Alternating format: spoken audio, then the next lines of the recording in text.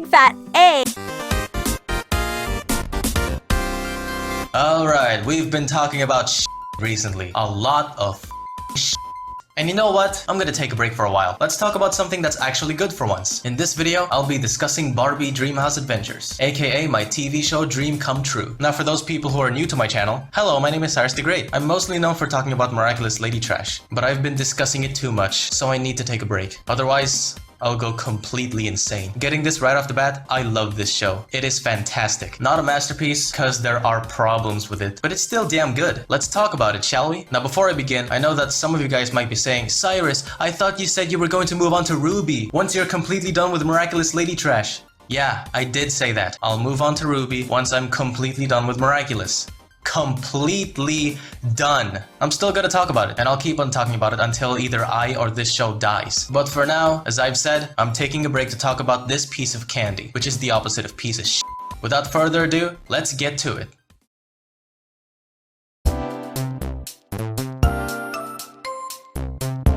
Barbie Dreamhouse Adventures, also called BDA, only for me, is an animated series by Mainframe Studios. It premiered on Netflix USA on May 3, 2018. The show is just about letting the audience know what the hell is up with Barbie, her friends, her family, her pets, and most importantly, her dream house. But actually, most of the focus isn't on the house itself, which is a good thing, I might say. I mean, if all of the focus is just on the house being weird, it would be fun, but it wouldn't be anything emotionally good if you know what I mean. The writers decided to focus on the characters, more than the house, and that makes me so glad. That way, I can be affectionately devoted to this show. Fun fact, despite of Barbie being one of the biggest names on the entire planet, there are only a total of 3 Barbie TV shows. And that is, in my opinion, extremely hard to believe. I mean, as I've said, Barbie is one of the biggest names of all time, and this thing has been around since 1959. 59 plus 10 equals... Sorry, children. I expected a lot more Barbie shows than just 3. Well, I guess they were doing a lot more in the toy industry. What are the only Barbie cartoons that we have in this world? Barbie Dreamtopia, Barbie Life in the Dreamhouse, and this one. Barbie Dreamtopia is nothing but an acid fest. The animation makes me feel like I'm drinking whiskey again. Yes, I said again. It's just poisonous to look at. Is it a good show? I don't know, dude. Seriously, I don't know. Because I didn't even make it past the first episode due to the animation instantly burning my soul. I just had to stop.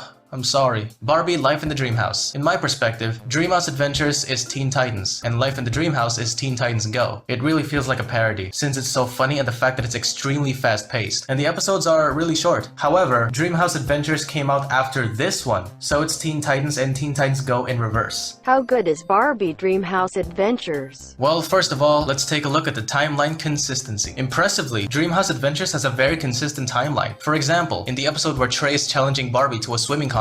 How does this make sense? I thought Trey doesn't know how to swim. This is a timeline inconsistency, but they were able to prevent it by simply acknowledging it. What happened to the whole you don't know how to swim thing?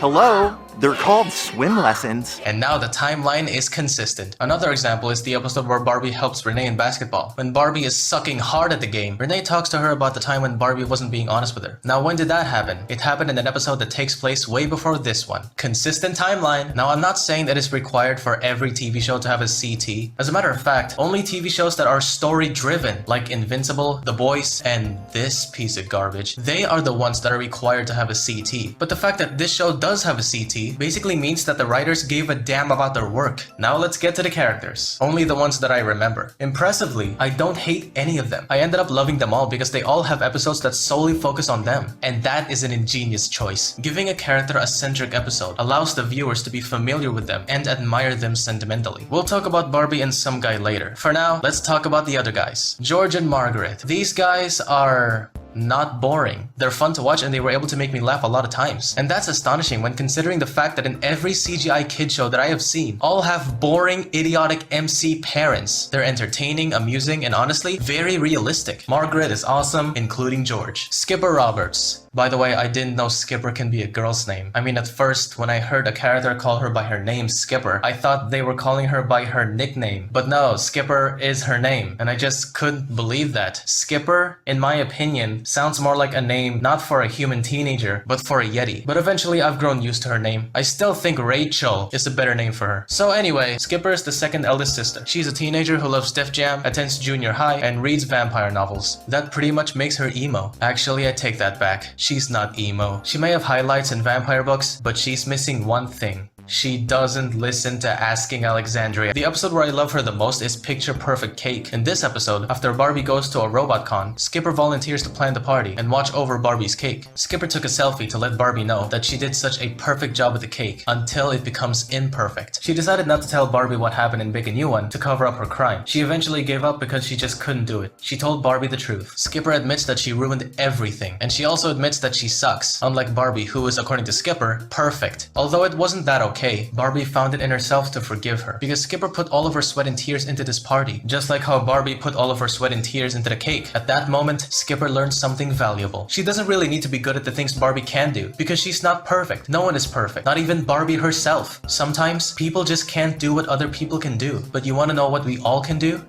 Help each other. Skipper then helps Barbie with the robot, and Barbie helps Skipper with the cake and the anniversary party. They were able to work things out together, just like how ingredients work when they are mixed together. This episode is great, just like Skipper. However, the one and only time I hated Skipper was in the episode Totally Spying. Skipper makes fun of Stacy for feeling guilty. Someone's feeling guilty. Can you blame her, Skippy? Seriously, can you blame her? I know this was all a fake, but how would you feel if you're responsible for someone else's pain? Skipper's generally a wonderful character, except in this one moment. I just didn't know where she was coming from, but I understood where Stacy is coming from. Speaking of Stacy, let's talk about her. She is someone who loves sports a hell of a lot. She and Skipper share the same room, and they sometimes argue over their own habits. Skipper is organized, while Stacy is a mess. She loves being a mess for some reason. The episode where Stacy really shines is, for me, Sister Class Act. In this chapter, Stacy's new teacher talked about how Skipper and Barbie are amazing sisters. She expects Stacy to be as good as them. Stacy failed miserably, as she is just terrible in science experiments. She eventually learns that she just needs to be herself to impress her teacher. So she made a puppy obstacle thingamajig.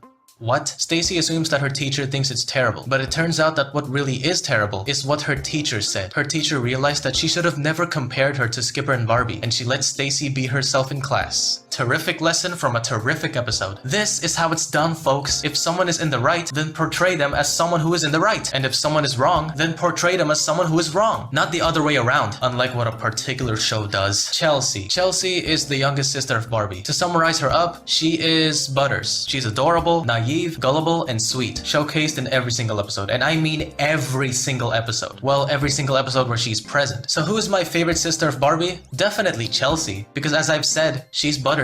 That's literally all you need to know why I love her so much. Butters! Butters! Now let us get to Barbie's friends, Teresa, Renee, Daisy, Nikki, and most importantly, Ken. And also Tammy. Teresa is a smart bilingual female who likes science, technology, and mathematics. She has a talent for data analysis, as shown in the episode Virtually Famous. She is also scared of bats. Renee is a quirky tomboy who is good at basketball and skating, but not singing. How I wonder what you are. However, in the movie Barbie Princess Adventure, her singing is good because she learns from her mistakes, just like Tony Stark. But unlike Tony Stark, Renee is scared of bats. Daisy is an energetic DJ who loves making Def Jam music. She is the one who inspired Skipper to be a DJ. Daisy is often described as a loud person and someone who is scared of bats. Nikki is a confident aspiring artist and a gifted fashion designer. Way better than Gabriel. She currently has 3 jobs: food delivery, dog walking, and being scared of bats.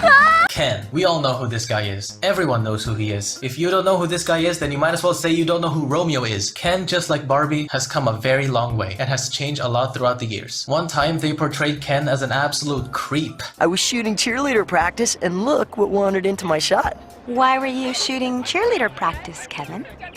In BDA, they were able to make not only the best design for Ken, but generally the best version of Ken, at least in my opinion. He's a funny, friendly lifeguard wannabe. I'm not sure if he's scared of bats or not. Ken is Barbie's childhood friend and current neighbor, who has an ever-growing crush on Barbie. It has been hinted a lot in various episodes. Next up, we have Tammy Bounce Away. I'm not trying to be funny. That really is her surname. Bounce Away.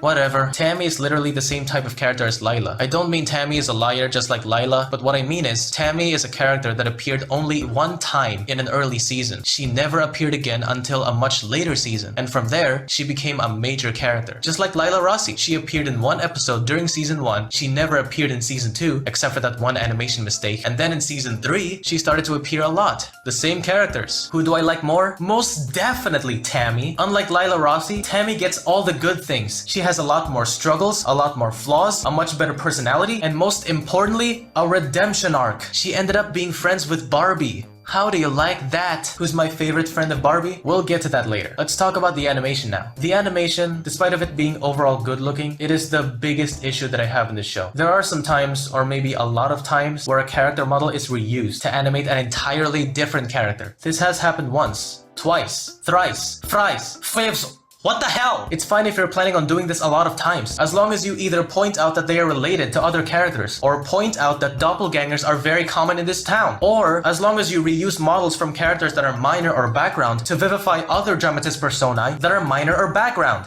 But if you're thinking of reusing models from major recurring characters to enliven background and minor characters, then it would freaking distract me and take me out of the show. Oh my god, look at this woman. She looks exactly like Poppy. Why is that? Is she her twin sister or a doppelganger? Please point it out. Why would they even do this thing anyway? Tell me why. Tell me why. Because they don't have enough time and or budget. Okay, that seems understandable. But if the reason is pure incompetence, my response is I hope they will stop doing this, because for me it's very bothersome. But I'm sure little kids won't be bothered by this, or maybe they will. It depends on the kid. There is one time where a major character met a minor character that has the same exact model as that character. Good thing they did not make physical contact, otherwise it'll put too much force in the space-time continuum. Now let's move on to Barbie herself.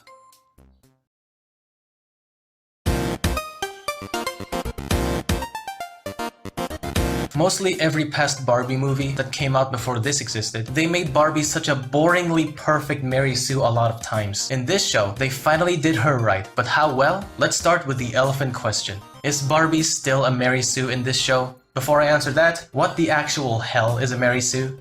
It's time to get real, folks. Sit back, relax, grab a cup of coffee or a bag of chips or whatever the hell you have right now and listen very carefully, because I'm about to explain to you the truest meaning of Mary Sue. Right here, right now. Here we go.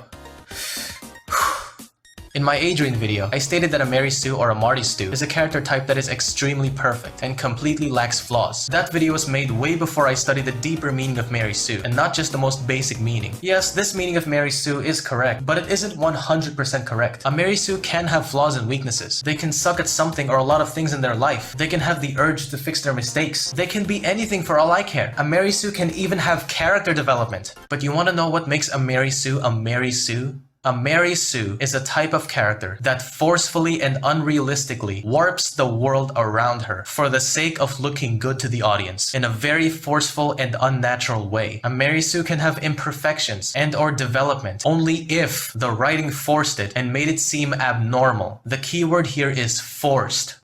To simplify this in the most simple way possible, a Mary Sue is a character that has forced writing. It doesn't matter if that character has flaws, weaknesses, or even development, as long as the writing is forced and unusual, and as long as the entire purpose is to make the character look good to the viewers. That character is a Mary Sue.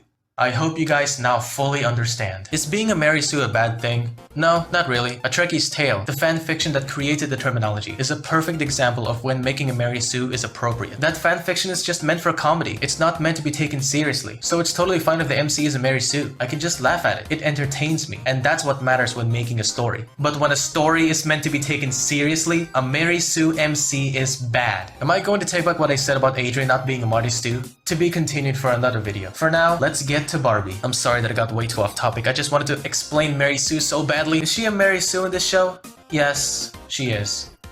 Only in 2 episodes, and those are Family of the Year and All Dogs Go to the Beach. Family of the Year is about Barbie and her family competing against their neighbor in the faux tea contest. In the end, they lost since their opponents are pro-cheaters. But that's okay, because they don't need to win a special prize to prove that they're a special family. They're perfectly imperfect the way they are, and they love each other so much. That is what being a family is all about. It's an exquisite lesson, and the writers were up to the challenge to make a happy ending for them, even though they lost what they were aiming for. This is what I call a Charlie Brown ending. The protagonist or protagonists were working really hard to reach their goal, but in the end, it's a failure. Yet they were able to keep on smiling, because winning is not the important thing. The important thing is something else, like trying their best, showing the world what they are made of, etc. Winning the big prize isn't the important thing. What matters is that you tried your best. That's exactly this ending. It's a good ending. But then all of the freaking sudden, the show decided to bend over backwards for them and force this guy, who nobody knows and cares for, record what Barbie said about family so they can win the contest. What the hell, dude? It was going so sweet. The writers conveyed a wonderful message about family, and they were competent enough to make a Charlie Brown ending. Why did they have to do this? Tell me why.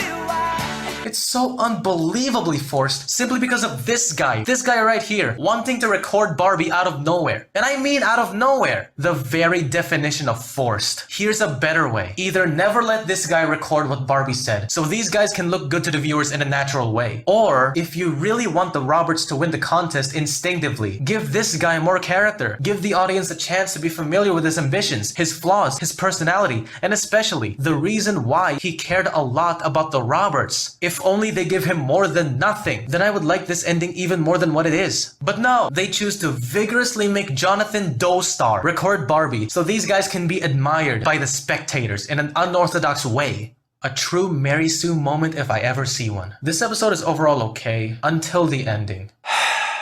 You f***ed up. All dogs go to the beach. Dogs are officially banned from the beach after Poppy got harassed by them. Barbie and Nikki couldn't accept this, so they take the fight to the town hall. Nikki is planning on running for office in the upcoming election. By the end, they lost. Poppy successfully won, and dogs are officially banned. Poppy talked about how people are so stupid. What happened next? Well, of course I am! Voters are just... I swear to God, that's how it really went. In order for the people to hear what Poppy said about them, and in order to forcefully make these guys look cool, Poppy turned on the microphone on purpose. It really looked like it was on purpose. So Nikki and Barbie won. Dogs are allowed to go to the beach once again. Blah blah blah. Why? Tell me why.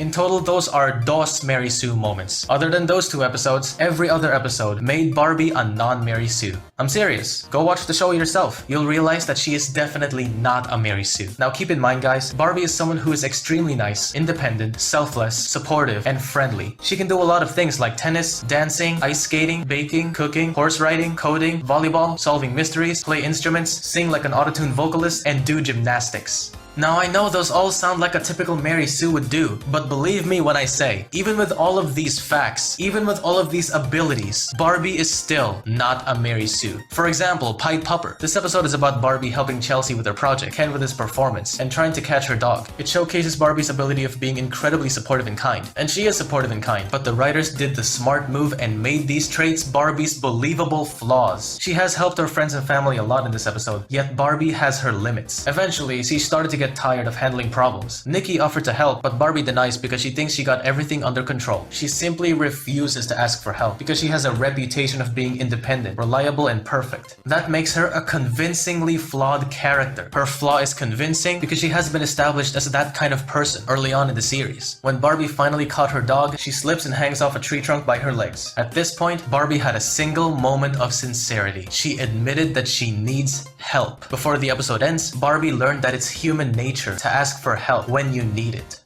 That, my friends, is how you properly avoid making a Mary Sue MC. You just need to give your character a flaw that will intercept them from reaching their holy grail. Make sure that the flaw is understandable to the onlookers and make the MC learn their lesson in a proper procedure. Simple as that. The writers did a fantastic job here. Example number 2, a delicate situation. In this episode, Renee is going to China to impress her family. Before she does that, she asked Barbie for help. But Barbie didn't have the heart to tell her that she's terrible because she's a wonderfully nice person, and she believes that not telling your friend that his or her talents suck is the nice thing to do. Believable flaw. Renee overheard Barbie's sisters talking about how Renee is just painfully terrible and has no talent at all. In the end, Barbie confronts her and says sorry for not being honest. She learns that honesty, when it is blended with a lot of love, is a much better way of being nice to your friends.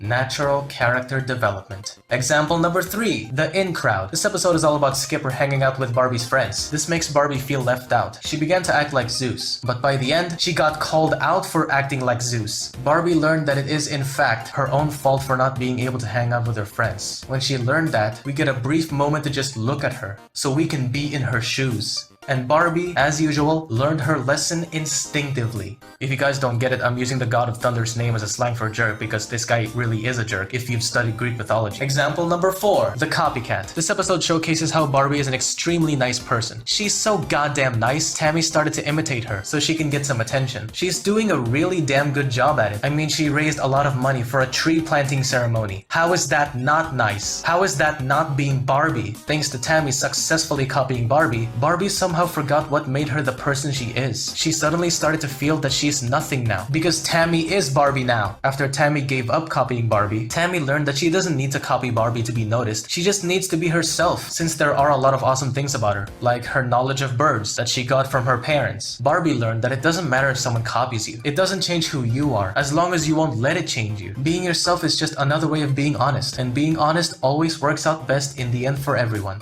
After all I did to you, why are you still so nice to me? It's just who I am. Last best example that I've got is Basket Case. In this episode, Barbie helps out her friend in basketball. I must admit, when Barbie puts on that jersey, she looks like the most perfect human counterpart of Lola Bunny. It turns out that she's really good at a ton of sports, except basketball. Renee, as a friend of Barbie, tells her that she sucks. But Barbie won't give up because that's who she is. Someone who doesn't do quit. Even though that she is someone who doesn't believe that quitting is a good option, she, for the first time ever, decided to quit practicing basketball. She has trained so hard to be good at the sport, but she still sucks in the end. Plus, Renee has a better teammate now. Much better than Barbie by a mile. So she quits, because that's literally the only option she got left. Her words are now coming back to her. But it's a great thing that she acknowledges that she sounds like a hypocrite. It makes her so interesting and lovable. She decided to just sit on the bench and cheer on. When it is time for her to play again, she wasn't that good. But that doesn't matter, because what really matters is that she tried her best, and she was having a good time playing the sport that she sucks at. That is how you live life.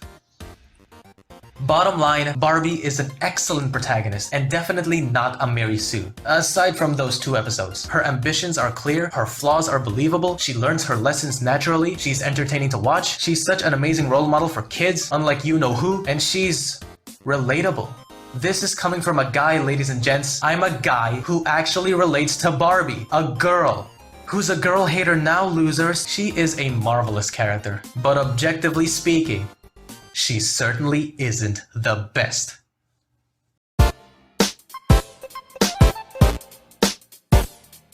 So who is the best character in the show? In my humble opinion, it's Trey-alicious! Trey Reardon. Trevelyan Finkelheimer Reardon. I think I got that right. To perfectly summarize this guy, he is the Chloe Bourgeois of BDA. He's a rich, spoiled teenager who takes advantage of a lot of people's kindness, and who is the bully, the first bully from Barbie's school. Trey's parents, Poppy and Whitaker, are neglectful and cold-hearted. He has 2 best friends named Ned and Ted, who are mostly treated like slaves. And also, he has redemption, exactly like Chloe. But who do I like better? As much as I love Chloe, Trey is awesome! Unlike Chloe, the writers of this show took their normal pills and actually gave a damn about Trey and his entire character arc. He basically has everything Chloe should have gotten. His parents are likable, his best friends are memorable. He gets an episode where he connects with Barbie, an episode where he connects with Barbie's family, an episode where he connects with his best friends, an episode where he connects with his mother, an episode where he connects with his father, and especially, his redemption arc actually pulled through, and it remained a real thing throughout the series. The writers didn't abandon it, and they didn't call Trey an irredeemable person. For those people who don't know, Chloe is my favorite character of Miraculous Loserbug, mostly because of her redemption. Her redemption is the biggest reason why I love Chloe and the show in general, but since it's been left out, for stupid reasons, I became very disappointed. Because of the fact that this could have been truly exceptional. They had the perfect chance to make an absolutely amazing character arc and teach little kids that there's always good in everyone, even the ones that are so mean. There is always hope. There's always hope to find the good in someone, no matter how hard you have to look to find it. But they decided to just let their ego take over them and ruin everything for the show and for the audience. Thank God that I discovered this piece of candy, so I can know what it's like to have a character that's bad at first, but later on, we get to know more about this guy, figure out why he's doing bad things, and see him redeem himself in a natural way. That is exactly Trey Reardon, a character that has persistent writing, so much depth, actual development, and who is now good friends with Barbie. That's why Trey is the best. He is all of the things I wanted Chloe to be. I'm sorry, Chloe, but I think I found myself a new queen. I mean king.